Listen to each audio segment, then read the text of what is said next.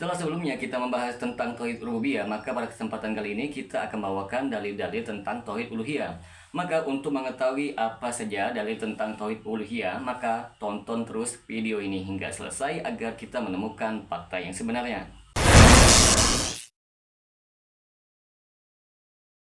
Assalamualaikum warahmatullahi wabarakatuh. Berjumpa lagi dengan saya Rio Mulyadi di channel Manhaj Dakwah. Pada episode kali ini kita akan membahas tentang tauhid uluhiyah. Tauhid uluhiyah adalah pengesaan terhadap Allah Subhanahu wa taala dalam hal ibadah dengan penuh ketaatan dan rendah diri serta cinta pada setiap peribadatan tanpa menyekutukannya dengan sesuatu apapun.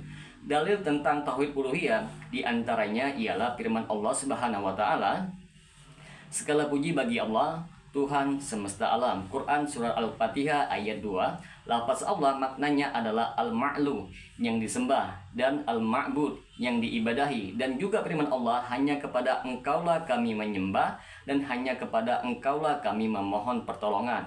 Quran Surah Al-Fatihah ayat 5. Kemudian juga dalam firman-Nya, "Hai manusia, sembahlah Tuhanmu yang telah menciptakanmu dan orang-orang yang sebelummu, agar kamu bertakwa." Quran Surah Al-Baqarah ayat 21. Juga di dalam firman-Nya, "Sesungguhnya kami menurunkan kepadamu kitab Al-Quran dengan membawa kebenaran. Maka sembahlah Allah dengan memurnikan ketaatan kepadanya." Ingatlah, hanya kepunyaan Allah lah agama yang bersih dari syirik, dan orang-orang yang mengambil pelindung selain Allah berkata, "Kami tidak menyembah mereka melainkan supaya mereka mendekatkan kami kepada Allah dengan sedekat-dekatnya." Quran Surah Az-Zumar ayat 2-3. Dan firman Allah Subhanahu wa taala, "Padahal mereka tidak disuruh kecuali supaya menyembah Allah dengan memurnikan ketaatan kepadanya dalam menjalankan agama dan dengan lurus, dan supaya mereka mendirikan sholat dan menunaikan zakat, dan yang demikian itulah agama yang lurus." Quran Surah Al-Baqarah ayat 5. Ayat-ayat di atas menjelaskan kepada kita agar kita mengesahkan Allah dalam beribadah.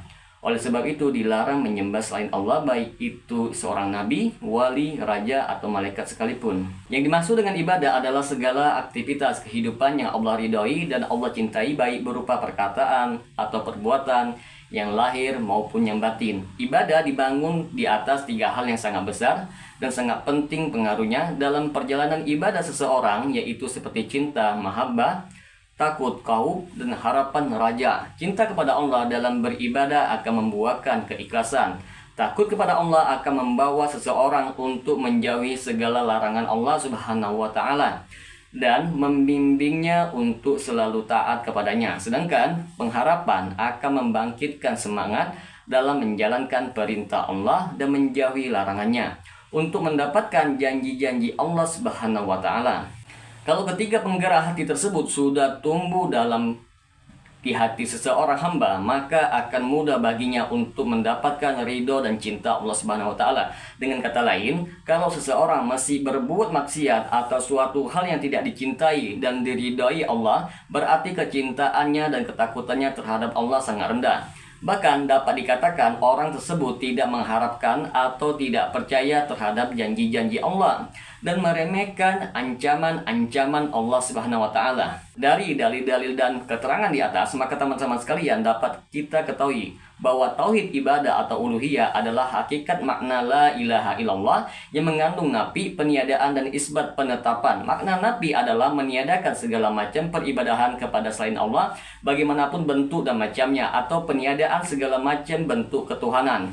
Sedangkan makna isbat ialah menetapkan keesaan Allah dalam beribadah dengan berbagai bentuk ibadah yang sesuai dengan tuntunan syariat Islam yang telah ditetapkan dan disampaikan oleh Nabi Muhammad SAW, dan penetapan bahwa yang tidak ada ilah yang berhak untuk diibadahi kecuali Allah sahaja. Dua kandungan di atas, yaitu nafi dan isbat, tidak boleh dipisahkan dan harus dipahami dan diambil keduanya, karena kalau diambil salah satunya saja, tidaklah seseorang dikatakan muslim. Misalnya seorang yang mengambil nafi saja tanpa isbat, berarti dia seorang komunis karena dia meniadakan segala macam bentuk ketuhanan tanpa menetapkan ketuhanan bagi Allah.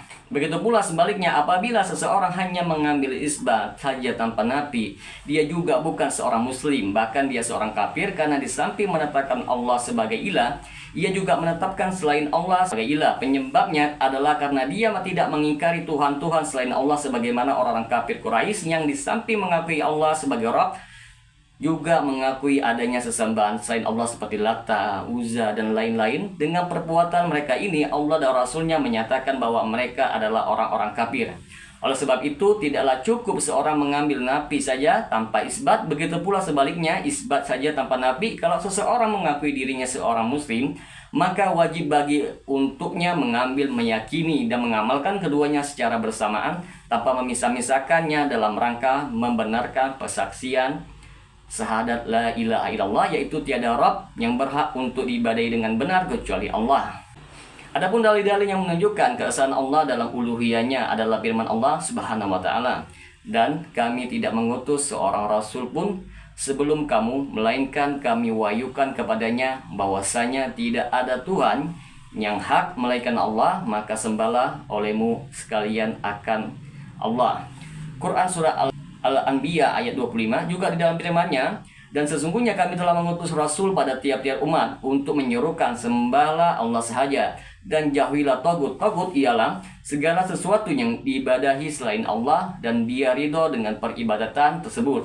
Quran surah An-Nahl ayat 36. Kemudian di dalam firman-Nya Allah menyatakan bahwasanya tidak ada Tuhan yang berhak disembah melainkan Dia yang menegakkan keadilan. Para malaikat dan orang-orang yang berilmu juga menyatakan yang demikian.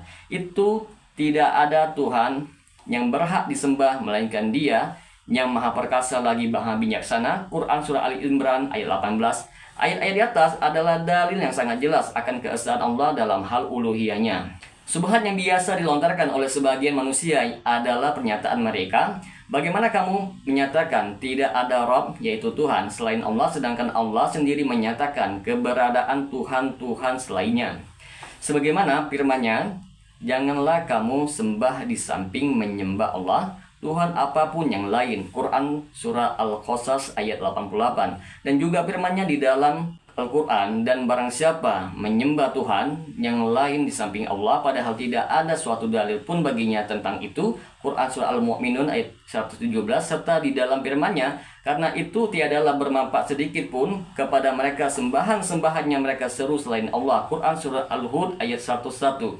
Jawaban atas kerancuan tersebut yang pertama ialah yang perlu kita ketahui bahwa ketuhanan selain Allah adalah ketuhanan yang batil atau tidak ada haknya benar, walaupun Tuhan-Tuhan tersebut diibadahi atau disembah oleh orang-orang yang bodoh dan sesat. Sesungguhnya Tuhan-Tuhan tersebut adalah suatu yang tidak pantas untuk diibadahi, sebagaimana firman-Nya, "Demikianlah karena sesungguhnya Allah dialah yang hak, dan sesungguhnya apa saja yang mereka seru selain Allah, itulah yang batil." Quran surah Luqman ayat 30.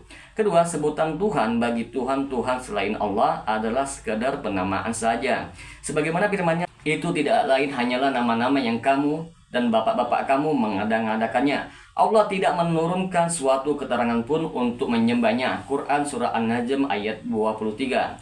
Dua macam tauhid di atas, yaitu tauhid rububiyah dan tauhid uluhiyah, tidak ada yang menentangnya dan tidak ada pula yang mengingkarinya dari kalangan ahli kiblat yang menyandarkan diri kepada Islam, kecuali orang-orang yang berlebihan dari kalangan Syiah Rafidah. Mereka menyatakan bahwa Ali bin Abi Thalib adalah Tuhan sebagaimana yang dilakukan oleh Abdullah bin Sabah, yaitu pemimpin Syiah yang pertama, yang datang kepada Ali bin Abi Thalib dan berkata kepadanya, "Kamu, wahai Ali, adalah Allah yang sebenarnya." Akan tetapi Abdullah bin Sabah adalah Yahudi yang berpura-pura masuk ke dalam Islam dengan pengakuan ingin melindungi keluarga Rasulullah. Dia berusaha menghancurkan Islam dari dalam. Perbuatan Abdullah bin Sabah ini diingkari oleh Ali bin Abi Thalib, dan beliau tidak ridho kepada siapa saja yang menempatkan dirinya lebih dari semestinya, karena beliau juga seorang hamba Allah. Bahkan di atas mimbar Kufah beliau berkata, "Sebaik-baik umat setelah Nabi SAW adalah Abu Bakar,